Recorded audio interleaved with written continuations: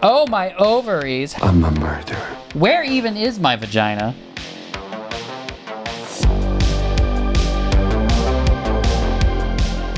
So very fancy. Get your snifters out. Is this a snifter? I don't know. Get your Courvoisier, get your fancy shit ready, because we're about to get some fancy f***ing with Gabriel's Inferno Part 3.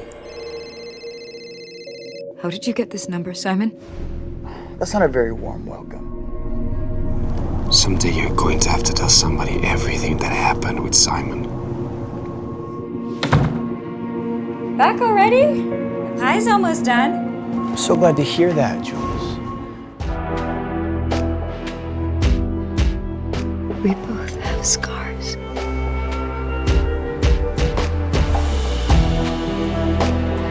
I found my hope when I found you. I'm falling slowly. Never loved like this side of heaven.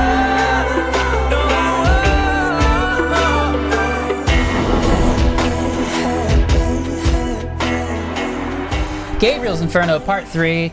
Not a lot of plot to this one because it's 40% sex scene. I'm not joking either. Like 40% of this film is one sex scene. Sex is loosely defined in that. I'm including like the date and the foreplay that leads up to the sex.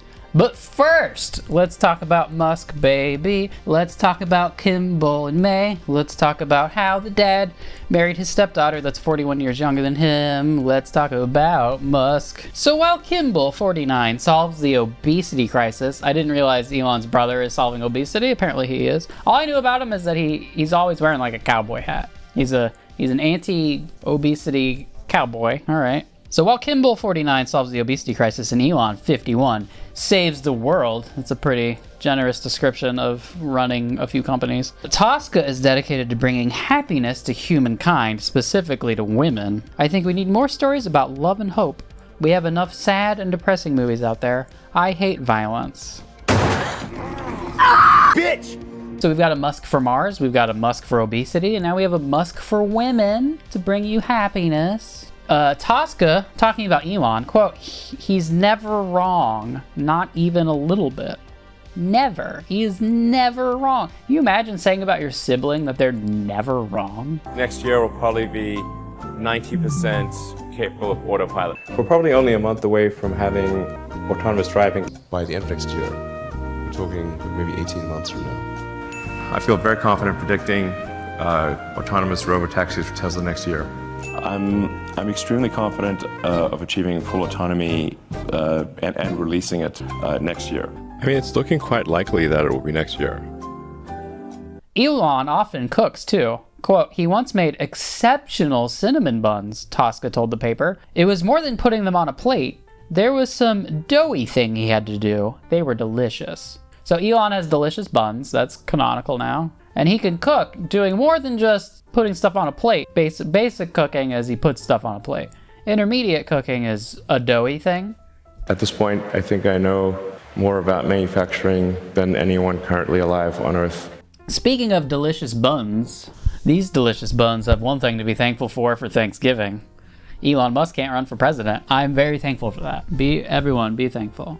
I would tweet that if I had a Twitter. Here's from an interview. Elon was the first to leave at age 17, using a Canadian passport May had obtained. May is the mother. Tosca was determined to leave South Africa and join Elon in Canada. When May got home, she found that her 15-year-old daughter had sold the house and most of its contents. All that was needed was May's signature. She signed. By way of explanation, she says, my kids do very extraordinary things that make sense. Doth protest too much, methinks. So Tosca, at age 15, sold her mom's house without her permission. But she's big on consent. Remember that. Remember that quote. The dad, Elon Musk, 76, is married to his stepdaughter, who is 35, and they have kids. By the way, Elon demands babies. Must produce more babies. I thought this dude's all about, like, saving humanity. We need an outpost on Mars in case, like, Earth gets wiped out. I would think that overpopulation would be a thing you'd be worried about. It's like straining on resource. Like, it'd be a lot easier for us to survive safely if we had like fewer people and we, but instead we're like ruining the soil and depleting all of our aquifers to like grow enough food to feed too many people on the planet. So much damage. Also, Elon's trying to sell like robots to do manual labor. Why do we need more people if we're gonna have robots? But yeah, we need more babies. Quote, if people don't have more children, civilization is going to crumble, proclaimed Elon. He added preposterously, mark my words. So that sounds like more of a threat. Like, if you don't have enough babies, I'm gonna destroy the world. He's a goddamn, like, Bond villain. So, Gabriel's Inferno Part 3. We, of course, open with a title sequence. It's the exact same title sequence we had in the first two. It just says Part 3, because this is like a TV show. So, if you'll recall, at the end of Part 2, Julia's ex-boyfriend Simon shows up by calling her, I guess. So that's the cliffhanger. Will he be like, we did the Missouri Compromise? I don't know. So what he's really doing is he shows up to do a revenge porn scheme, unless she gives him some photos. She said you have some photos that belong to me. I don't have anything of yours. I left everything behind. Lying bitch! And she's like, I don't know what photos you're talking about, and I don't know if she's got amnesia, or if she's lying, or what's the deal? What are these photos? I don't know. What would your dad think if he saw a video of you on your knees with my dick in your mouth? You have no idea who you're dealing with. Do you know who my father is? And not even your father, whoever he is, will be able to make you function again. That's my phone. You could do so much damage. I'll move heaven and earth to protect you. So remember, even though they're at the same, like, university together, they're also from the same hometown because of stalking. I'm so sorry I missed Grace's funeral. That's all right. Hey! I'll make flirtinis. Professor Emerson, that must be quite the turn on. Do you have all your women call you that too? It's a good thing our relationship is secret.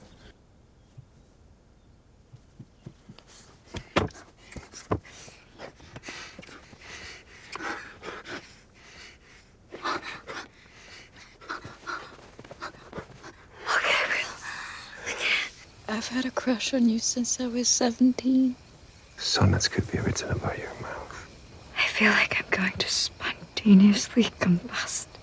Her dad's a firefighter, and then the bowling alley in town catches fire. Oh man, I'm getting a lot of like Lifetime, Hallmark, go back to your small town movie kind of vibes, right? So her dad leaves to go do firefighter things at the bowling alley.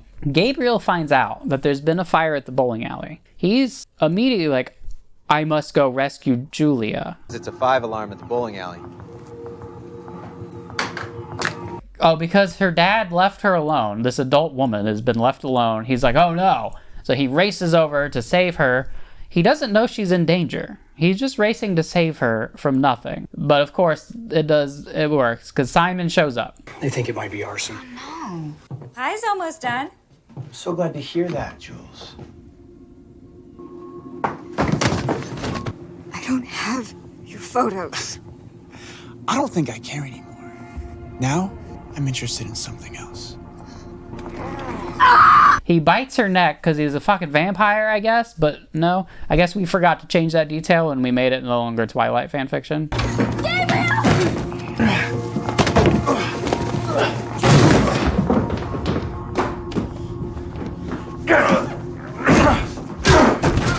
Vampires. I don't know if you know vampires are some cool people, are they not? But I'm gonna tell you something that I found out.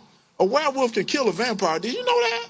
I never knew that, so I didn't want to be a vampire anymore. I wanted to be a werewolf. We go to the hospital, and she's gonna have a scar now. And the cops come, I guess. There's a bunch of scenes of, like, nurses helping her, and then, like, giving a police report. If you two would please leave us. I'm not leaving your side.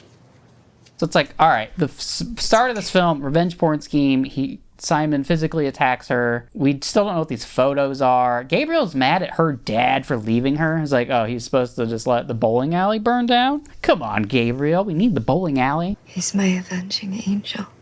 If he cared about her at all, he would have protected her. The police said that you attacked Simon. You're a drug addict. Test me. What would the people of the town of Shropshireham do without their bowling alley? I don't know. And then there's this bit about, like, Julia's dad likes Simon for some reason. I guess because he approved of the first boyfriend, and then he was like, well, you must marry your first boyfriend, because it's a sin to have another boyfriend later. You know, you gotta marry the first one. So her dad likes Simon. So we've solved the mystery of how Simon got her number. Dad gave it to him. That was the end of that mystery. So you would think the rest of the plot is going to be resolving the Simon situation. What are these pictures that he was trying to get from her? I don't think I care anymore. Some kind of big confrontation. Maybe Professor Payne comes back and wants to do some bondagey things or something there. You kind of think like Paul's not going to show up because like if Paul and Paulina, the other woman man, if they show up to make them jealous or something, it's like they're already together. They're fully together. We don't need the love triangle shit anymore. So it's just like this plot is going to be all about Simon. So I would imagine it's like they kill Simon or defeat Simon somehow. Simon does not show up again in the film. So what is left? Well, Gabriel and Julia just do more of their edging, we're courting but not having sex yet thing. We just do that for a while. No, there's no plot really. It's just like they go on dates and he gives her compliments and it's like, oh, we're gonna have sex. No, we're not gonna have sex. We can't. Not like this. Is that because I'm a frigid bitch? He says that sonnets can be written about her mouth. And I'm like, girl, haikus can be written about your armpits. That musky armpit. Smother me in pheromones. Smother me in pheromones. Smells like teen spirit. Sleeping without you is like enduring an endless night without stars. He would pressure me and he was possessive. And now you know all my secrets. She declares that Gabriel can take her virginity. I want you to be my first. I'm yours. If you'll have me. I crave you. If you'll have me. It's like, bitch, oh my god, we're 5 hours in to him trying to get you. He then drops a bombshell, alright? Because she's like, alright, we can have sex now. He's like, no, first I must give you a bombshell, a dark secret. Lots of couples have fertility I had a issues. vasectomy 6 years ago. Oh. Someone like me shouldn't reproduce. And men like him with such a dark past, because he's a vampire, but not really, they shouldn't have babies. And now you're wondering, will his vasectomy be reversed? Is it reversible? Can you fix a vasectomy? See a previous video of mine about vasectomies. You'll learn a lot. By the way, you guys aren't Googling Abe Vigo to vasectomy enough. You should Google that more. I mean, I cheated ahead, so spoiler alert. By book 4, they have a baby. So anyway, of course they don't have sex. They have to do their edging thing for like another month. So they do more, making out. But then she reveals her dark secret, which is that Simon cheated on her with her old roommate. And then the roommate was like, why don't you just join us for a threesome? Which, again, is maybe kink-shaming or misrepresenting ethical non-monogamy. You'd make a very pretty pet. Threesomes is for evil, bad people, I guess. What is MAIA? Were you together long? It wasn't like that. See, this is the key to romance. Once it gets hot and bothered, is you're like, all right, I gotta give you a dark secret. That'll really set the mood. So he has this tattoo that says Maya, but she's not confident enough that it says Maya, so she says M-A-I-A. Because it's, well, maybe it's May-I. Ooh. Julia's like, is that your ex-girlfriend, ex-wife or something? And he reveals... I'm a murderer. I was like, oh, okay, so dark secrets? And I was like, you're just gonna turn vampire into man who drinks sometimes? Maybe he's a murderer. Okay, let's do it. Let's give him a dark fucking secret. I'm a murderer. Turns out Paulina, the woman who calls occasionally and is like, who is this? What slut is this? That's his ex-girlfriend, I guess. He reveals that they were, I think, grad students together, so not a power play there. To me, she was just a convenient lay. Not that into her. And then she gets pregnant and he like accuses her of baby trapping him. Okay. So now it's like, all right, he pressures her to have an abortion, but then he very cringy feels bad about it later and gets a tattoo with the name of the aborted baby that he made her abort. Again, like puritanical shit. There was a sonogram taped to my fridge with a note. But no, it's not an abortion. I was surprised. I was expecting Mormon anti-abortion shit. Weren't you? I was expecting that.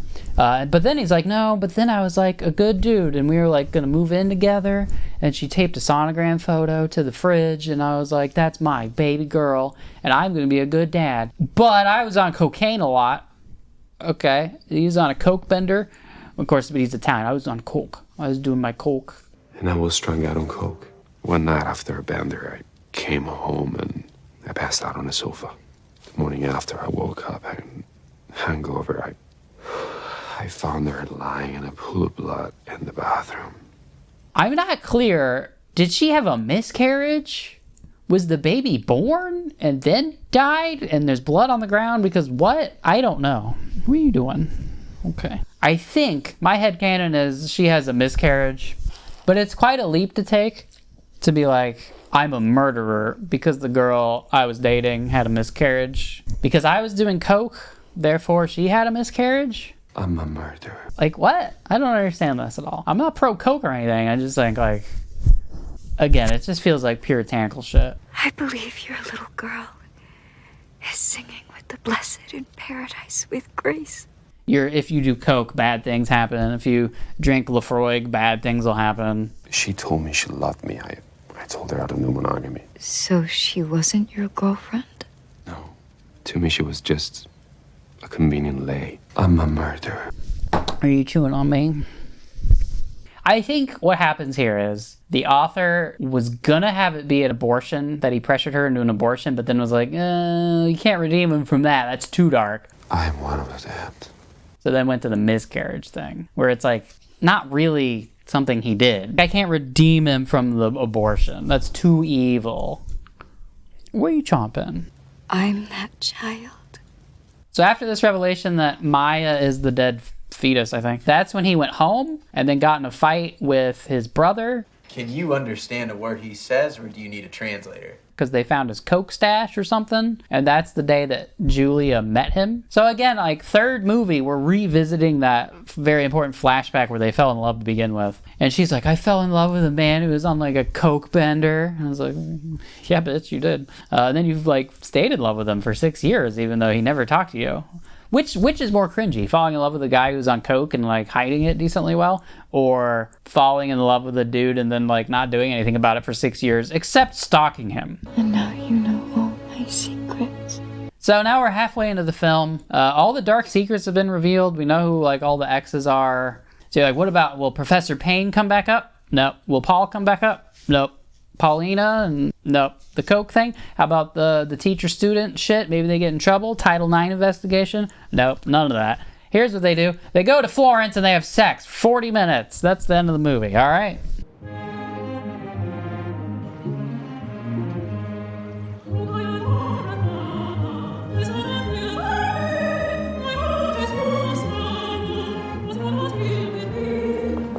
The entire rest of the film, 40 more minutes, is all just about popping her cherry. Want to know how it goes? Too bad, because I'm going to make you wait to find out about the sex. I think you want me to tease you. Gotta wait. Bitch! You're just going to have to sit there thinking about the sex to come later while I talk about other shit. This is getting weird. We'll call the next section foreplay. This is foreplay exposition. Foreplay is essential. I've had maybe too much cooking wine. Now the real beer is kicking in. All right, let's talk about the shape of stories. Stories have a shape. I mean, think about like a 22-minute sitcom, you know, set up, A plot, B plot, resolution.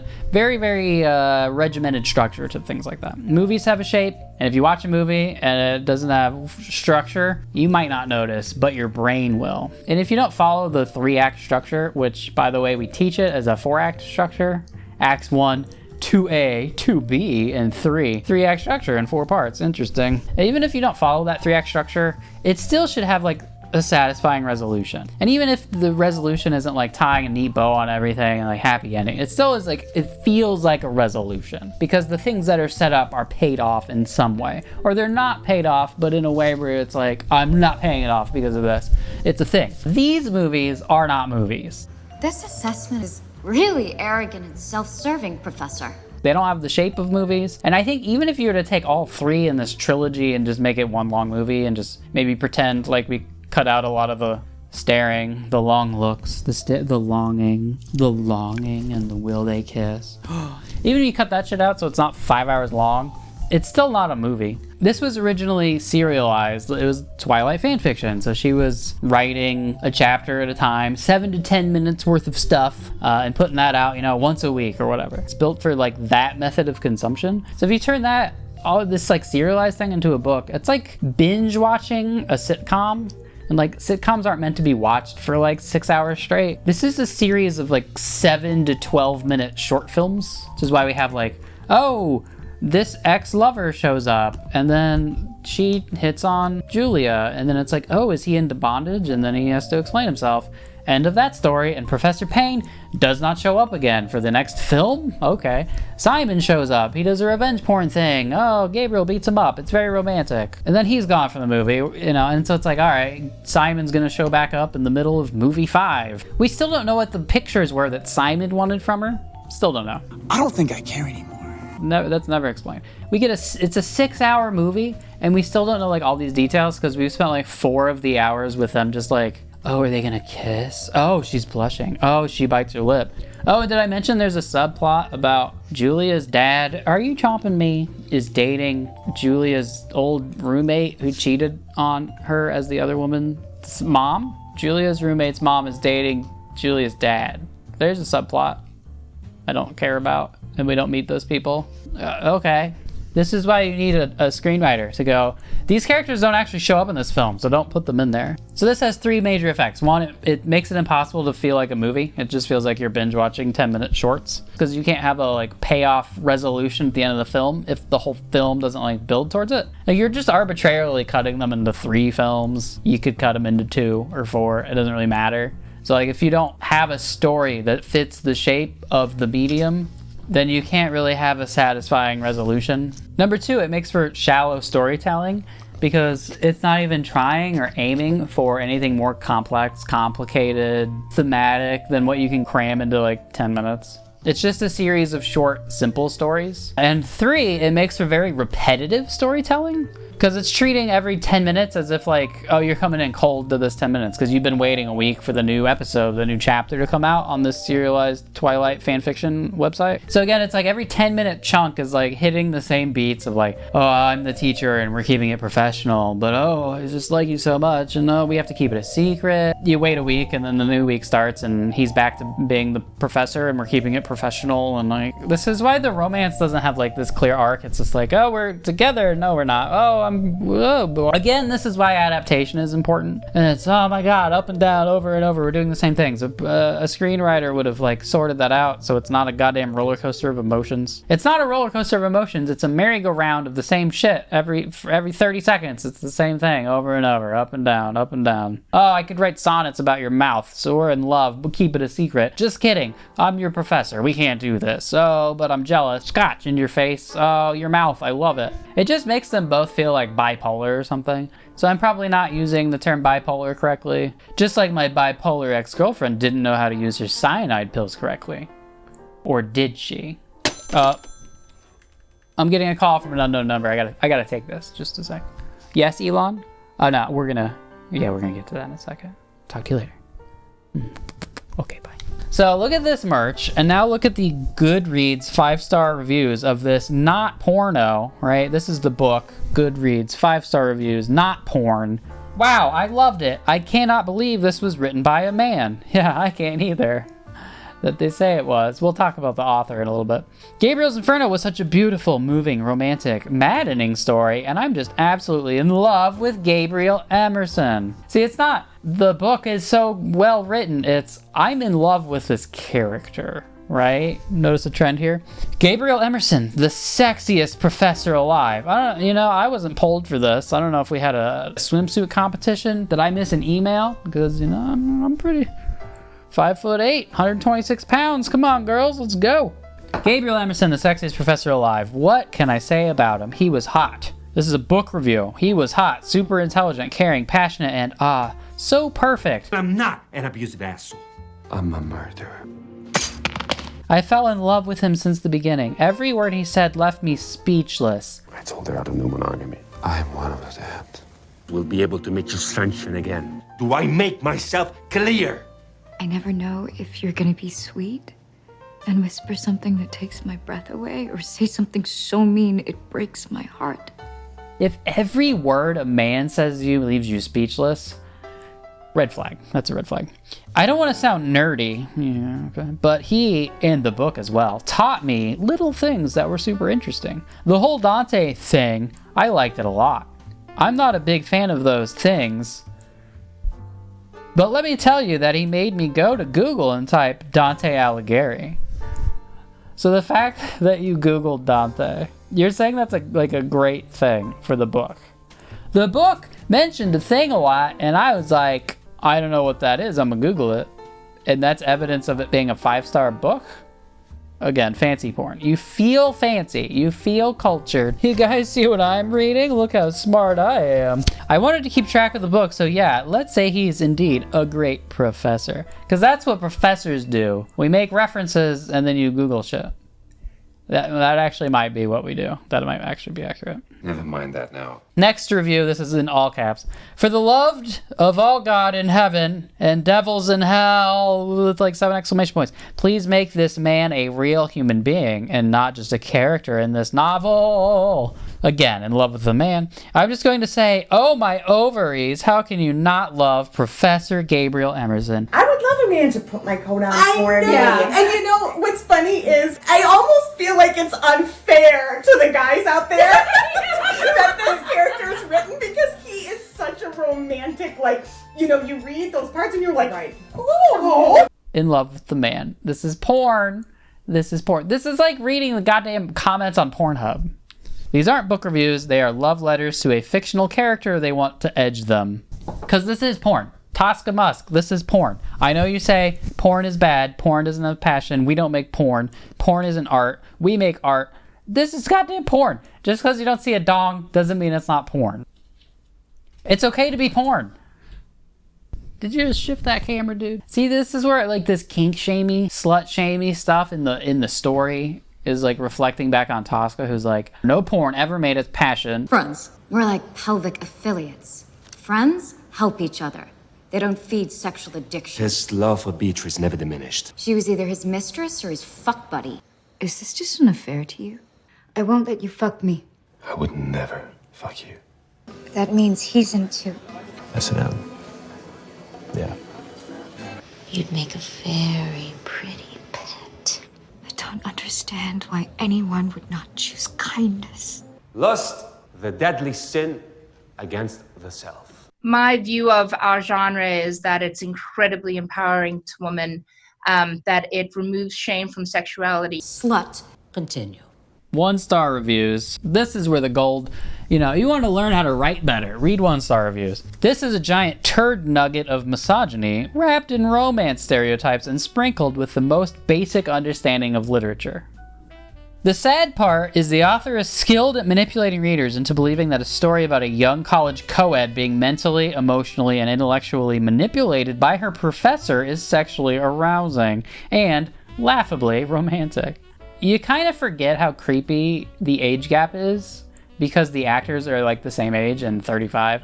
No, seriously, the overwhelming amount of agency that is given up by our leading female is so devastating that every time I see a female reader give this book anything more than 2 stars, I feel the woman's movement take a full step backwards. There was so much teenage angst, I went through puberty again. That's a great line. I love that. Damn, I need to read this book now. I've been waiting on second puberty for a while, I'm 5'8", maybe I get 6'4", maybe my jaw doubles in size. I think your head doubles in size. I don't know if we've talked about this, but his head is huge or her head is tiny or both. It looks like he could eat her head. But I have no wish to consume you. Is that sexy, women? Are you like aroused by men whose heads are way bigger than yours? Are you aroused by like snakes devouring you? Is that a thing? I crave you. Quote, Julia was a petulant child, a weak, sniveling, neurotic, self-righteous little tart. Slut. Fuck buddy. And Gabriel, what a pretentious, patronizing wanker. Both were completely unlikable. I believe the book can be summaried by the following phrases. Julia blushed, flushed, reddened, looked embarrassed, or was uncomfortable. Gabriel kissed her forehead. That's the whole book. In fact, I think I've made you blush all over your body. Julia was a boring, frigid, schizoid, vapid, goody two-shoes. What a great character. Is that because I'm a frigid bitch? The assertion that this girl was accepted at Harvard is an insult to anyone who's ever attended a university anywhere in the world. Okay. I was appalled by the blatant designer name dropping. Who cares if the guy buys a $1,000 Gucci messenger bag? She lives in squalor, for God's sakes. Why the heck does she need a Gucci or CL shoes? Oh, and don't get me started on his Loro Piana cashmere sweaters and Armani suits. See, there's shit that's in the novel that's not in the movie. Like, in the movie, he's well dressed, and it's like, I don't know. Apparently in the book, it's like every detail of like, his bow tie is from the original bow tie factory. Her whole view of sex was just infuriating. Sex. Like how if you fuck, it's disgusting, a sin, and you don't respect the woman, and she doesn't respect herself. So like the only way to do it is to make love. Making love is the way. And I think Gabriel at one point, she's like, I've never made love before, and Gabriel says, I haven't either. Because I fucked a lot, but I've never made love. Which is why you should read my Noam Chomsky erotica. It's called Manufacturing Consent of Minors. At this point, I think I know more about manufacturing than anyone currently alive on Earth. Here's an alternate title for this book. You ready? The Amber Alert Guide to Dirty Talk. You naughty little kitty. I'm that child. You need to let me feed you. Sweet like candy. Ever have a beer before? I'm glad I'm here first. Jeepers, this is a bit much. All right, the moment you've all been waiting for. We're going to have the sex scene. We're 6 hours in. Let's get it on. So where are you going to lose your virginity, Julia? Where are you going to do it? Fucking Florence. We're going to Florence. That's right. So we get to Florence. What do? We get in a hotel. We fuck immediately. No, we got to go on like 5 more dates. He's going to take her to eat fancy food, and they're going to have some more wine porn. Oh, we're going to sniff the glass. He's going to rub chocolate in her face. We're going to walk along the waterfronts in Florence. We're going to look at art. He's going to shove chocolate in her face, carry an umbrella, keep her out of the rain, and then we're going to go back to the hotel and make out. And no sex. We're going to go back out the next night. More dates. Okay. So finally, here we go. I think we spent, I don't know, 20 minutes on these like dates. Then I'll take you shopping.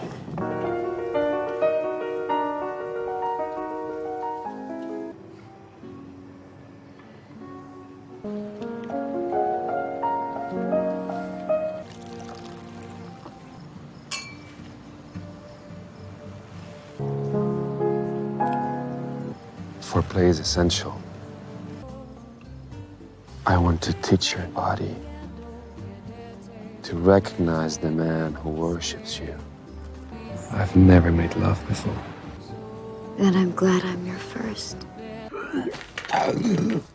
Now it's time to fuck. Let's go. So we start making out, getting serious.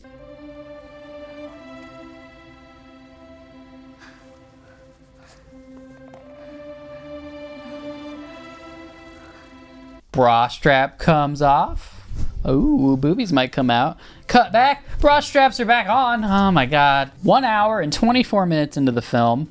Boobies. We get to see nips for real. Okay. Then he gives her a massage for a while. Then he goes down on her because he's a gentleman, and she has an orgasm like immediately. So let's think about this. We've been edging teacher student. No, ooh, this is dirty for 5 hours. The foreplay for this particular date is taking 20 minutes, and we get like 25 seconds for the oral sex. I've got a quote from the book. This is not in the film. He kissed her lips repentantly and held her more tightly, running his hand across her rib. For Gabriel knew, as Julia did not, because she's an idiot, I guess, that the ribs of a woman were another erogenous zone. He's playing her ribs like a xylophone, and that really turns her on. That must be quite the turn on. So he's gonna finally pop her cherry. Let's do it.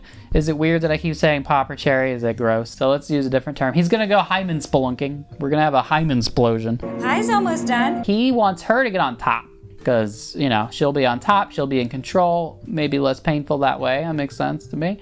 But she's like, no, I want you on top. Because she has a very specific vision of how she loses her virginity, which is a man whose head is twice as big as hers is going to rub his stubbly chin up and down across her forehead while she lays there and does absolutely nothing. Like, that's her virginity plan. She wants to do that. So we have like this little argument about like, I want you on top. She's like, no, I really want you on top. All right. So they have sex for approximately 90 seconds. It's hard to say. We don't see it go in. It's just all like, all right, are they grinding? Is it in? I don't know. That's an orgasm, I guess. All right, they're done. 90 seconds. We go then take a bath with flower rose petals in the bath, and we talk about it. And she says it was better than I even imagined. Just something no 23-year-old virgin has ever said about the first time they had sex. Teenage girls have had it built up in their minds way too much. At 18, I think it's gonna be such a great, and then they're like, wait, is that it? Or, ow, that hurt a lot, you know? And so this lady, she's been making virginity into her goddamn entire personality, that like everybody else is a slut but her. So when she finally loses it, she's gonna have like all-time high expectations for this. Not gonna exceed her expectations. Good lord, no way. Like, this could be some of the best sex any virgin's ever had. She still is gonna be underwhelmed. Like, that's how high this bitch has built it up to be. But no, better than she imagined. So I've consulted Reddit for haikus about losing your virginity. In haiku form, how did losing your virginity go? On Reddit, ask women, oh my god, that hurts. You wearing a Ziploc bag? Holy shit, you are. Ow, ow, ow, ow, ow. Ow, ow, ow, ow, ow, ow, ow, ow, ow. Ow, ow, ow, ow. Stop. I waited so damn long. Honey, moon jitters, like, whoa. Huh, so that is sex. You really just asked to pee inside me right now? Please get off me. The penis is in. Ew, please stop making that face. Great, he's in love now. I like that, that's a good one. My hymen hates me. God damn it, get in there. Sex can't be this hard. Got a UTI, and all I learned was that he has a third nipple. Ah, so this is sex. I bought her dinner for this? I could be baking. Well, that was sure nice.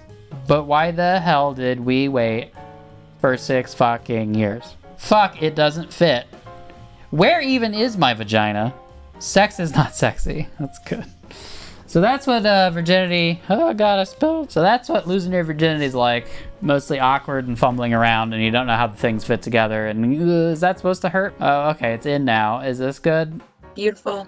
And he takes her virginity, but he does it in such a sweet way. Beautiful way. Listen, can I tell you how hilarious it is? So here I am directing this movie and the sex scene, and let's just really hope that I actually did it justice, because you guys built up so much. I'm like, oh my god, the pressure. Why is there cranberry juice and ibuprofen and KY and all these things? And I'm like, oh, honey, let me explain to you what this is. Yeah, wow. No, the cranberry juice and the ibuprofen was like the cherry on top. I was like, wow, this guy's done his research. Yeah. Let me play a little devil's advocate. On your journey through hell and purgatory, you sinner. Quote, Tosca began to share in her mom's escapism. They would watch romance films together. She remembers one time when she was around 12, sitting on the couch together, watching a romance and eating ice cream. She talks about reading romance novels like on the subway or the train or whatever, I guess in Toronto, when she's like a teenager. So like Tosca Musk has been obsessed with romance stories, films, novels since she was a teenager. Porn. So porn, it's addictive, it creates unrealistic expectations of sex, it makes men stray from Jesus, it makes women, little wives, feel insecure, what else? It's not art, it's not artistic, it's not classy, it's classless, has no passion. It's not art. Porn is bad. Porn is bad. Are romance novels and romance stories any better? They definitely create unrealistic expectations about romance and love. And like, which is worse? Unrealistic expectations of sex or unrealistic expectations for love? It was even better than I imagined. Because you're having what? 3% of your waking life having sex? 100% of your waking life is either in a relationship or not in a relationship, and thinking about that. So if you read a lot of romance or watch these shitty passion flicks films and think that like, and you're waiting around for like a chivalrous billionaire to come be obsessed with you because you're a virgin or quiet or whatever, or clumsy, that seems bad. That seems like some bad expectations to set. Do you think romance stories aren't addictive? Some people make being into romance novels into like their personality. Look at these romance cons. Fabulous parties and high-powered pitching. but less than 1/5 of its members are actually published. Well, they always want to pose with you and then try to duplicate one of the covers, and they want you to be just like the cover, and it never works. It just never works. Somebody want to come help her? First thing I always send her or any of my pros back to do is to try to envision the book with the virgin. People are so into romance novels that they're then getting into like romance fan fiction. You know, if you're so into porn, you're making your own porn. People are like, well, that's porn addiction. But if you're so into romance novels, you're writing your own romance novel fan fiction, erotic fan fiction. That's just a fun creative writing exercise. That's a career, you know, that's not addiction. And I think this idealization of romance into, you know, jealous billionaires wanting to grab you and push you against a wall, magical hymens, and this roller coaster of intensity of emotions about these relationships, that has to be more damaging than the like expectations created by porn. Which is worse, sex not living up to your porn expectations, or like your entire life and love and romance and relationship not meeting those expectations? Ever since then, he's haunted my dreams. Continue. So that brings me back to Tosca Musk, who's obsessed with romance stories, right?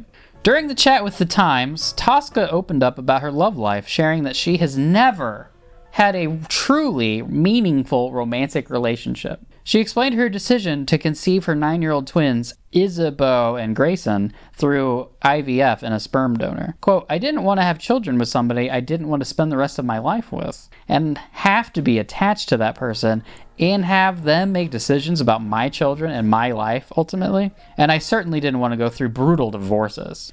That's so fucking sad. This is so goddamn sad. Like, the one thing she's obsessed with for 40 years, she's been obsessed with romance novels, romance stories. Her entire career, her personality is all about, like, I make romance stories into romance films. Casting the new sexy man for the romance film. Her entire life revolves around romance stories. I have never been in a truly romantic relationship. Holy shit. Oh my god. I'm a murderer. And then her idea of like having a husband / father of her children is like, yeah, but then we get divorced and that would suck and I don't want any man telling me what to do ever. It's like, but you're obsessed with like grabby, jealous men and romance stories. Like, this is so sad. And also it seems very problematic to me that like what you're selling is this completely unrealistic version of something that the people who are obsessed with it will then never get. You also can never have, apparently. Like, holy shit. It's like, I love heroin. Heroin's so great. It's ruining my life. But I'm going to sell heroin to other people to ruin their lives. But who needs reasons when you've got heroin? So, like, all these women that are so fucking obsessed with romance stories and then are, like, perpetually single because they're, like, lusting after this impossible rich billionaire that's going to come sweep them off their feet and be jealous of them and all these things. Like, it's like Sisyphus. This is, like, goddamn... I mean, it'd be Sisyphus if Sisyphus was obsessed with boulders being on the top of hills. What am I supposed to be, a goddamn English professor? I don't know. But non-devil's advocate, like, I mean, it's fine. Don't get obsessed and it's fine. Porn, heroin, coke. As long as it doesn't take over your life and you're not completely obsessed with it, it's fine. You do you. I don't care. I'm not going to kink shame you for being into romance novels. It just seems a little much to then kink shame others for their kinks and then to be, like, profiting and say shit about how porn's bad, and then like what you make's not porn, even though it's clearly porn. I want to teach your body. You're sexy, lovely, smart. Make me yours. You know, you read those parts and you're like, right. Oh. And how was it? You know, I mean, it's like, as long as we keep in mind that it's fantasy and not reality, it's fine, right? You don't go to Applebee's and start screaming at people because the garbage pile they brought you from the microwave doesn't look exactly like it does in the commercials. Unless screaming at people at Applebee's is your fetish, and then I'm not going to kink shame you for that. I feel like I'm not supposed to kink shame anyone, and maybe I should. So who wrote this crap? Who is the mystery author with the mystery backstory? It's a mystery. We don't know who it is. The author is Sylvain Reynard, which is a fake pen name, clearly. I mean, judging by the writing, you know, it's going to be some kind of fancy sounding bullshit. They call them SR. SR first appeared in the writing world as Sebastian Robichaud. Again, a fancy reference bullshit. But this is on a Twilight fanfiction website. Okay, so you're some super fancy dude named Sebastian or Sylvain on a Twilight fanfiction website. So this kind of erotic fanfiction, Twilight erotic fanfiction, this is all almost entirely written by women, right? But everything you can find always says that SR, Sylvain or Sebastian, whatever, is a male. Everything says this is a dude, this is a male, and people refer to him. However, he never does interviews. He has never been photographed. He is somewhat famous now.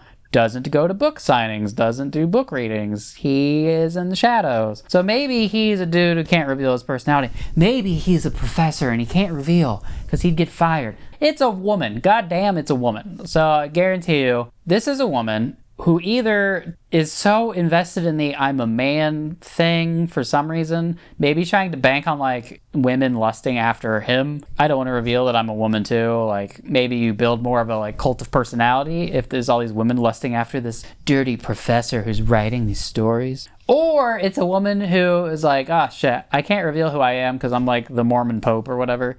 I wonder what George Eliot, famous woman author who took a man's pen name to be taken seriously. I wonder what George Eliot would say about romance novels.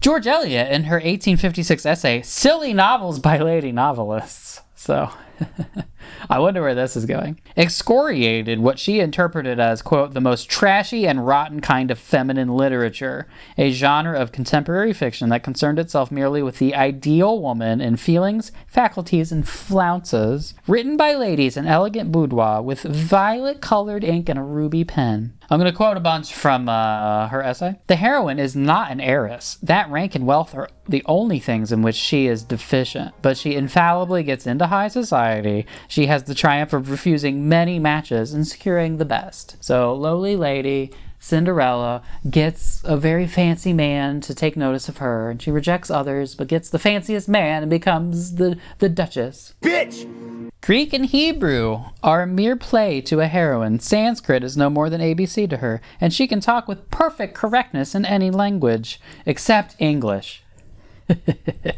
George Eliot coming in hot. This character can speak any fucking language, but then, English isn't so good. I love it. It's so good. But then, as we are almost invariably told that a heroine has a beautifully small head.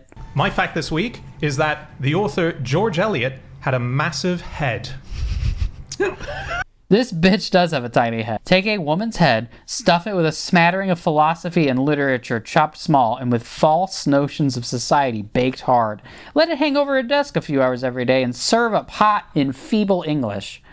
You thought the Goodreads 1-star reviews were rough? Holy shit. When men see girls wasting their time in consultations about bonnets and ball dresses and in giggling or sentimental love confidences, or middle-aged women mismanaging their children and solacing themselves with acrid gossip, they can hardly help saying, for heaven's sakes, let girls be educated better. Let them have some better objects of thought, some more solid occupations. But after a few hours' conversation with an oracular literary woman, or a few hours reading her books, they are likely enough to say, after all, when a woman gets some knowledge, let's see what use she makes of it. Ugh.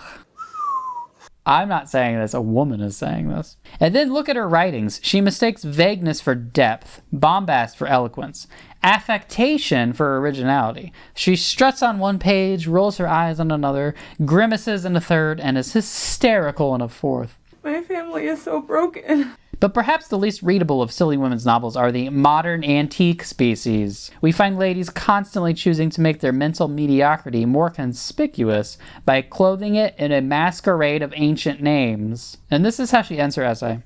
And so we have again and again the old story of La Fontaine's ass, who pats his nose to the flute, and finding that he elicits some sound, exclaims some shit in French, a fable which we commend at parting to the consideration of any feminine reader who is in danger of adding to the number of silly novels by lady novelists. Basically, a woman writer writing these shitty romance novels is the same as a donkey who, snorts through a flute and thinks he's a musician. Holy fuck. So if you thought I was being a salty bitch, George Eliot, holy crap. Is that because I'm a frigid bitch? Overall, I give Gabriel's Inferno, parts 1, 2, and 3, 6.5 flaccid wieners, 2.5 butt flugs. Sonnets could be written about your mouth. Speaking of butt plugs, today's sponsor. Do you need a colonoscopy? No, you don't. Those doctors are full of poop. Just insert our patented camera into your own butt and send those photos to us, and we will tell you the truth that those doctors won't tell you. See more at truthdump.gov.